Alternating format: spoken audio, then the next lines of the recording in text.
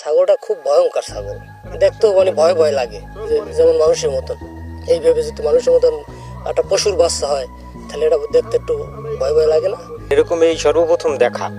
এই ভিতর এলাকার মানুষ এমন কোনো বা ফ্যামিলি নাই যে এই ছাগলটা দেখতে আসে না। এরকম ছোট বড় মানে উভয় পক্ষে সবাই আসছে। মুরব্বীর কাছে শুনছি যে দাজ্জাল আসবে, এই কপালে চৌক হইবে, এভাবে দেখা যায়। এখন তো মনে করেন যে এই যে পিছনে এই বুড়ে বুড়ে কয়ে গেছে যে দাজ্জাল আসবে শেষ জবানায়, তারপর কোরআন হাদিসে তারা যা দেখে বলছে শুনছে এগুলো বলছে, এগুলো মনে করা যায়। ছাগলটার কপালের উপরে দুইটা চোখ, আর এটার নাক ছিল না আর মানে এটা মুখ থেকে এক পাশ থেকে একটু জিভ বের হইতো এরকম।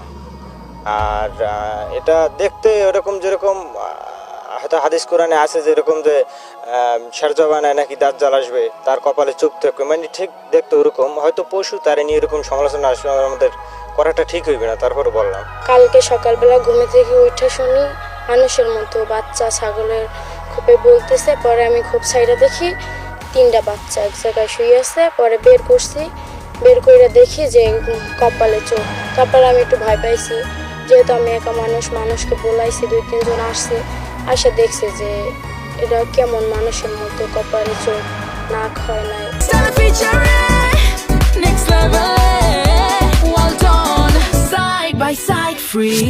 গতকালকে আমি আইয়া দেখছি, তারপর দেখার পর দেখছি আমি মুখটা হয়েছে এই সাইডটা, চোখ দুটো হয়েছে এই জায়গা।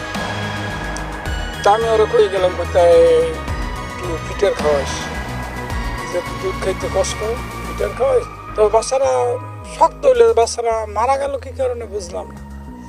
এটা দেখে মনে হয়েছে যেগুলো আল্লাহ তাআলার কৃতিক।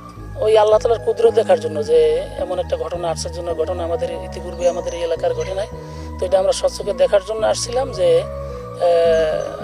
আল্লাহ তাআলার কুদরত এখানে কি হয়েছে আর কি দেখার জন্য। তা এসে শুনলাম যে মাটিও দেওয়া হয়ে গেছে, মারা গেছে। তো আল্লাহ তাআলার কুদরত এতে কোনো সন্দেহ নেই।